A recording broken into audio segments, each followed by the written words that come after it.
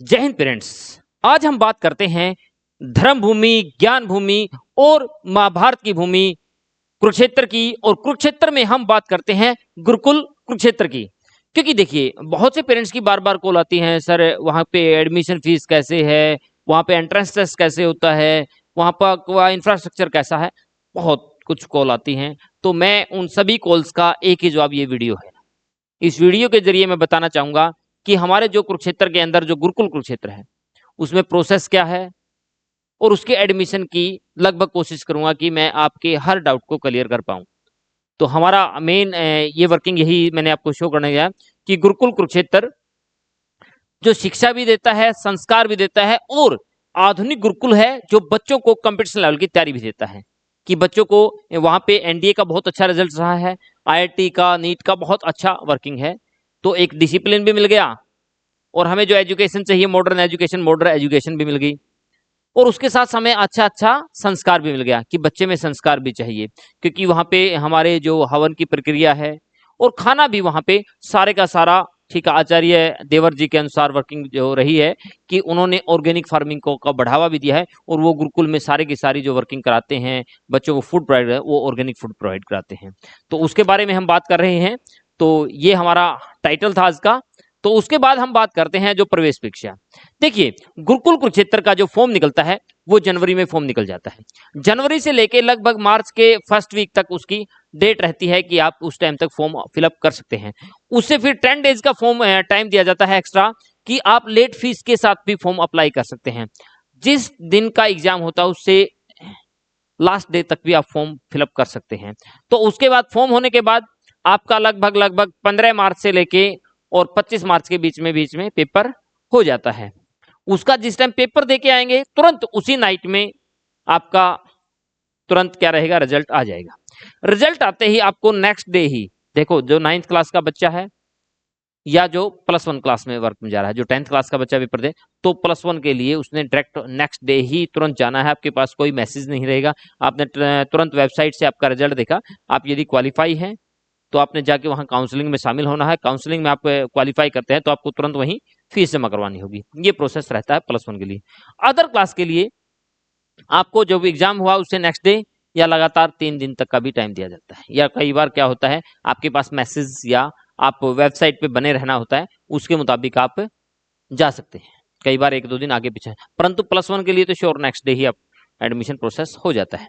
उसके बाद हम बात करते हैं, ये मैंने बताया कि जैसे इस बार देखो 2027 के लिए बता रहा हूं, तो 2026 के बारे में ये मैंने प्रोस्पेक्ट निकाला है कि इस प्रोस्पेक्ट में क्या था। जैसे जो प्रवेश परीक्षा थी हम बात करते हैं 20 मार्च को थी 2026 में 9वीं और 11वीं क्लास के लिए, 21 मार्च को 2026 को थी 7वीं और 8वीं क्लास के लिए, 22 मार्च को थी 6ठी क्लास के लिए, और 22 मार्च को थी 5वीं क्लास के लिए। सुबह आपका रिपोर्टिंग टाइम 9:30 था, आपने वहां राइट पहुंचना था। उसके बाद आपका पेपर था, पेपर के साथ साथ वहां लंच की व्यवस्था भी होती है, और पेरेंट्स की काउंसलिंग की वर्किंग भी होती है कि हमारे गुरुकुल में क्या क्या है, वो सभी वहां के प्राचार्य सब कुछ आपको डिफाइन एक्सप्लेन में करते हैं। उसके बाद हम बात करते हैं कि यहाँ पर जो फीस स्ट्रक्चर होता है वो क्या होता है। उसके बाद हमारी प्रोसीजर रहेगा। देखो ये तो मैंने आपको बता ही दिया कि आपके प्रमाण पत्र, वो बताऊं भी क्या क्या डॉक्यूमेंट्स ले जाने होते हैं, बट वो सिलेक्शन होने के बाद, जब आपका सिलेक्शन हो जाएगा। उसके बाद भाई हम बात कर रहे हैं कक्षा 10वीं 12वीं में कोई प्रवेश परीक्षा नहीं ली जाती, ना तो 10th में वहां एडमिशन हो सकता और ना ही 12th क्लास में एडमिशन हो सकता है। इस बात का विशेष रूप से ध्यान रखेंगे। +1 नॉन मेडिकल या मेडिकल में प्रवेश पाने के लिए 10वीं कक्षा में गणित, जो आपका मैथमेटिक्स रहता है, जो आपकी साइंस रहती है, जो मैथमेटिक्स रहेगा, साइंस रहेगी और इंग्लिश रहेगी, प्रत्येक विषय में 60% से अबो मार्क्स चाहिए। आपके 60% से अबो मार्क्स चाहिए मैथ, इंग्लिश और साइंस में। इस बात का आप स्पेशली ध्यान रखेंगे। 10th क्लास में यदि हैं तो ही आप +1 में एडमिशन ले सकते हैं। यदि आपने टेस्ट भी क्वालिफाई कर दिया और आपके तीनों सब्जेक्ट में से किसी भी एक सब्जेक्ट में मार्क्स 60% से कम है तो आप एडमिशन के लिए एलिजिबल नहीं है। तो इस बात का विशेष रूप से ध्यान रखेंगे। उसके बाद हम बात करते हैं +1 कॉमर्स में पाने के लिए मिनिमम 55% अंक चाहिए, अनिवार्य है। इसमें यही +1 कॉमर्स में गणित विषय वही विद्यार्थी ले सकता है जिसके 10वीं कक्षा में 80% मार्क्स मैथ में हो। यदि आपने कॉमर्स लेनी है और कॉमर्स में साथ में आप इकोनॉमिक्स की बजाय आप मैथ लेना चाहते हैं, तो कंडीशन है कि आपके 10th क्लास में जो एग्जाम्स में मार्क्स रहेंगे वो 80% से अब होने चाहिए। तो ये कंडीशंस हैं, इसके बारे में मैं आपको अवगत करवा रहा हूं। उसके बाद हम बात करते हैं, हमेशा जो यहाँ का जो पैटर्न रहता है, एग्जाम्स का पैटर्न रहता है, आपने एनसीईआरटी को अच्छे तरीके से डीपली पढ़ा होना चाहिए। जैसे आपने 8th क्लास में है तो आपने 7th क्लास की एनसीईआरटी को अच्छे से पढ़ा होना चाहिए। तो एनसीईआरटी के सिलेबस के अंदर से रहता है और उसी में से ऑब्जेक्टिव टाइप बनता है। देखो कहीं ना कहीं चाहे आप यूपीएससी की तैयारी करते हो, आईएएस की तैयारी करते हो, पीसीएस की तैयारी करते हो, तो आपने 6 से लेके 12th तक की एनसीईआरटी को अच्छे से पढ़ना होता है। बेटा कभी भी जब टीचर पढ़ाता है उस बुक्स को अच्छे से रीड आउट करें, उसमें एक एक पॉइंट को अंडरलाइन करें एनसीईआरटी को, क्योंकि जो सॉल्यूशन बनते हैं वो बुक के अंदर से ही बनते हैं। जब आपने एनसीईआरटी को डीपली पढ़ना स्टार्ट कर दिया तो आप हर एग्जाम्स को क्रैक कर सकते हैं, कोई बड़ी बात नहीं है। उसके बाद हम बात आगे बढ़ते हैं। इसमें भाई प्रवेश परीक्षा हेतु ऑनलाइन आवेदन प्रक्रिया हमेशा आपकी मार्च में ही 1 जनवरी से स्टार्ट हो जाती है। 10 मार्च तक आप लगभग 10, इस बार 10 तक थी, कई बार 15 तक होती है, 12 तक होती है, वो जब जिस टाइम फॉर्म निकलेंगे उस टाइम आपको फिर बता दिया जाएगा। चलते हुए आगे बढ़ते हुए फिर हम देखते हैं, ये प्रोसीजर था इसके बारे में। गुरुकुल में ठीक है, बहुत से बच्चे आते हैं, मेरिट सूची के आधार पर लिए जाते हैं, ये इनकी बारे में बातें बता रखी, कोई खास बात नहीं है। अब हम वहां का हम बात करते हैं, जो छात्रावास है उसकी समय सारणी क्या है, आपको किस टाइम गेटअप किया जाएगा, उठाया किस टाइम जाएगा। क्योंकि देखो बहुत से बच्चे जिस टाइम में उठते हैं, ठीक है, वहां पे गुरुकुल में तो उस टाइम पे बच्चे व्यायाम करते होते हैं, या व्यायाम भी करके नहा धो के उसमें हवन प्रक्रिया करते या नाश्ता करते मिलते हैं। क्योंकि वहां का उठने का समय यदि आपके गर्मी में पहुंचते हैं, ठीक है, तो वहां पर आपका समय रहेगा 4:30, और यदि आप विंटर में पहुंचते हैं, सर्दी काल में है, तो 5 AM, मतलब 30 मिनट का ही गैप रहेगा। तो बहुत से बच्चे जो लोकल्स हैं वो तो उस टाइम तक उठते भी नहीं। तो एक सबसे बड़ी बात तो है, सुबह ब्रह्म मुहूर्त में आपको उठा दिया जाता है और उसके मुताबिक ही आप रेडी होते हैं। जैसे हर एक गुरुकुल में, जैसे हमारे पास भी रेजिडेंशियल एकेडमी है, एमडी डिफेंस स्कूल कम एकेडमी, उसमें भी हमारा सेम पैटर्न है कि हम बच्चों को किस तरीके से उठाते हैं। क्योंकि देखो वहां से बच्चे में एक बिल्टअप पैदा होती है कि उसमें एक एडवांसनेस आती है कि और बच्चे सो रहे हैं उस टाइम तो हम उठ के योगा कर रहे हैं, पढ़ाई कर रहे हैं, न्यूज़पेपर रीडिंग कर रहे हैं, तो बड़ा फर्क होता है। तो इस बात पे टॉपिक पे हम बात करते हैं। सुबह जब बच्चा उठता है, जागरण का टाइम, ठीक है, यदि ग्रीष्मकालीन समर में है तो 4:30 होता है, और शीतकालीन है तो आपका 5 AM होता है। देखिए फिर वो व्यायाम और एक्सरसाइज होगी 5:30 तक, मतलब यहां से यहां तक आपको इसमें फ्रेश से लेके और योगा तक का प्रोसीजर आपका टाइम रहेगा, ठीक है। वहीं 30-30 मिनट का गैप आ जाएगा, वही चीज है। देखिए फिर अब हम कहते हैं स्नान, बात वो 6 AM तक रेडी होके स्नान करके मिलेंगे, रेडी करेंगे, और 6:30 तक वो हवन की प्रक्रिया कंप्लीट कर लेंगे। उसके बाद हम जो नाश्ता होगा, ब्रेकफास्ट होगा, वो 6:30 से लेके 7 AM तक वो ब्रेकफास्ट कर लेंगे। फिर उनकी स्कूल्स का समय स्टार्ट हो जाएगा 1:25 तक आपका स्कूल का समय है।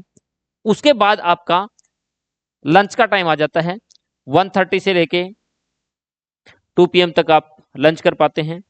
फिर उसका आपका रेस्ट टाइम होता है, 3 PM तक आपका रेस्ट टाइम है। फिर आपका 3 to 5 आपका होमवर्क का टाइम आता है कि आपने आपका जो स्कूल टाइम में आपका काम करवाया गया उसका होमवर्क क्या होगा, तो फिर आपका होमवर्क आ गया। फिर आप 5 बजे आप वर्किंग कंप्लीट करने के बाद आपको मध्याह्न के लिए, ठीक है, आपको चाय वर्क में मिल जाती है, पानी मिल जाता है, एक रिफ्रेशमेंट में जलपान होता है। उसके बाद आप 6 PM तक आपका गेम पीरियड है आपके लिए, बिल्कुल। फिर आपका इवनिंग शांत है, ठीक है, शाम को 6 से लेके 6:30 तक आपकी सायंकाल की प्रार्थना होती है, प्रेयर होती है, हवन संध्या होती है। तो ये रहेगा। फिर आपके पास प्रोसीजर जो अब देखते हैं, नेक्स्ट प्रोसीजर क्या बताना चाह रहा है ये देखिए भाई।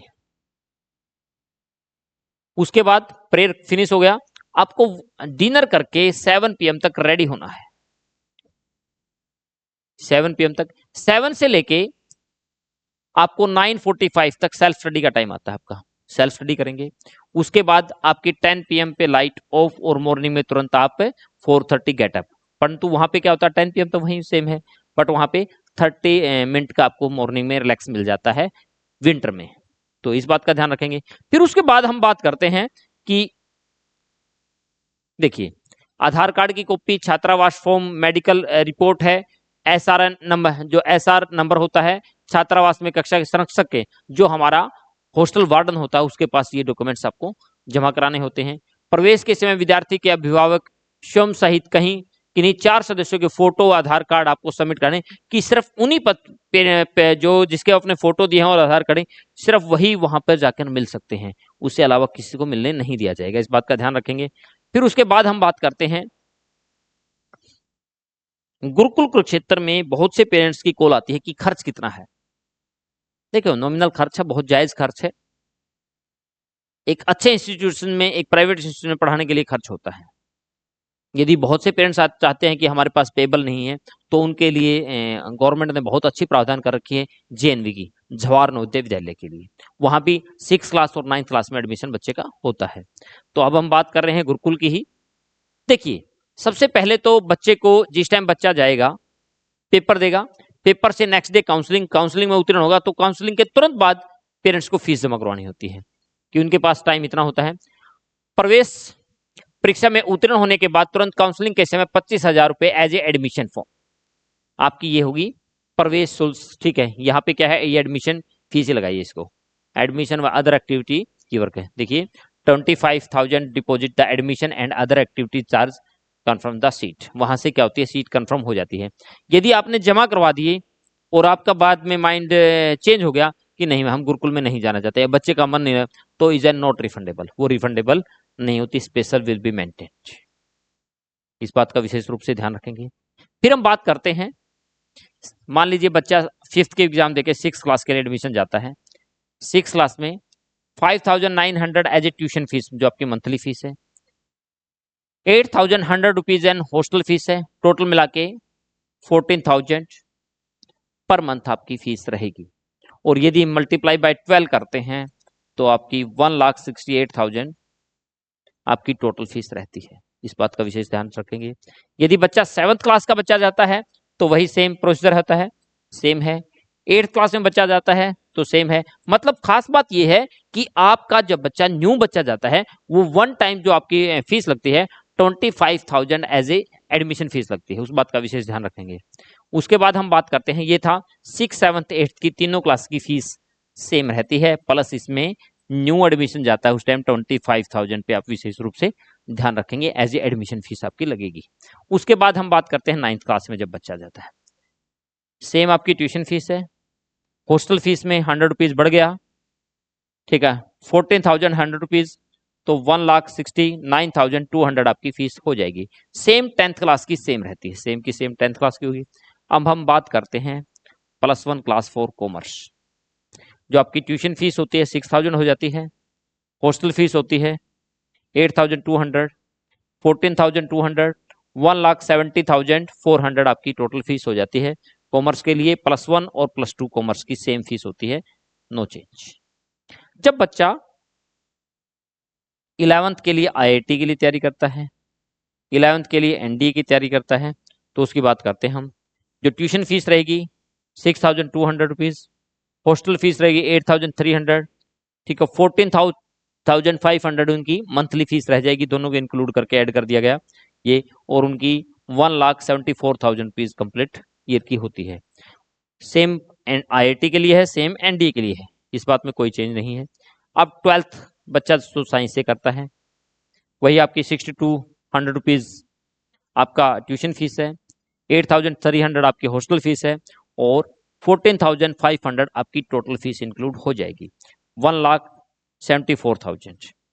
वही आपकी सेम, देखिए +1 के लिए फिर +2 के लिए, देखिए तो सेम के तो सेम है, तो इस बात का आप विशेष रूप से ध्यान रखेंगे कि आपने, मैंने बताया 6th 7th 8th की सेम है, फिर आपकी 9th 10th की फिर सेम है, फिर आपकी 11th 12th की फिर सेम है, और जब न्यू एडमिशन होता है उस पर टाइम पे आपके प्रत्येक किसी भी क्लास में बच्चा आता है, प्रत्येक क्लास के लिए आपकी 25,000 rupees as a admission fee आपकी रहेगी। फिर उसके बाद हम बात करते हैं कि बच्चे का सिलेबस क्या आता है। देखिए भाई, यदि मैं आपकी बात एक एक बात से बात करूंगा, या थोड़ा सा इसमें पेंडिंग रह गया तो मैं ध्यान नहीं दिया, अभी 1 मिनट के लिए निजी प्रयोग के लिए, ठीक है, यदि आप जाते हैं वहां पे चादर लेते हैं, तकिया कवर लेते हैं, पुस्तकों के लेते हैं, तो ये 7,000 रुपीज आपने एक्स्ट्रा पे करने होते हैं। छात्र यदि फोन आपने आपसे बात करने के लिए कहता है तो आपने नोकिया 105 मोबाइल अपने बच्चे को विद रिचार्ज और विद सिम आपने खुद देना होगा। इस बात का विशेष रूप से ध्यान रखेंगे। इस बात का अन्य मान्य नहीं होगा। ये आपके लिए मतलब आपने फोन देना है और ये 7,000 रुपीज बुक्स के और चादर तकिया के आपको देना होगा। यदि आपका बच्चा दूध लेता है, दवाइयाँ कोई दिक्कत होती है, तो उसके लिए अन्य खर्च वो आपने अलग से पे करना होगा। इस बात का विशेष रूप से ध्यान रखेंगे।